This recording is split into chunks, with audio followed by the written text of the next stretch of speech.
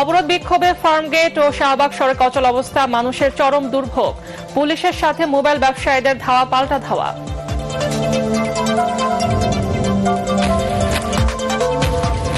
New ইয়র্কের ব্রুকলিনে কারাগারে ভেনেজুয়েলার প্রেসিডেন্ট নিকোলাস মাদুরো, হাতকড়া পরিয়ে আটকের ভিডিও প্রকাশ, জাতিসংঘের উদ্বেগ।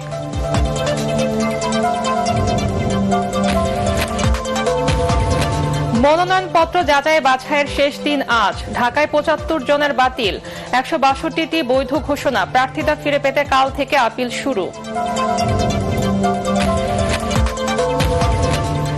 নির্বাচনী প্রক্রিয়ায় সরকার সঠিক পথে এগোচ্ছে, জানালেন তথ্য উপদেষ্টা। বিচার শেষ না হওয়া পর্যন্ত ভোটে অংশ নিতে পারবে না আওয়ামী লীগ। হবিগঞ্জের শায়েস্তাগঞ্জে পুলিশকে হুমকি দেয়া বৈষম্য বিরোধী ছাত্র আন্দোলনের নেতা মাহাদির জামিন। মুক্তি পেয়ে নেতাকর্মীদের নিয়ে মিছিল।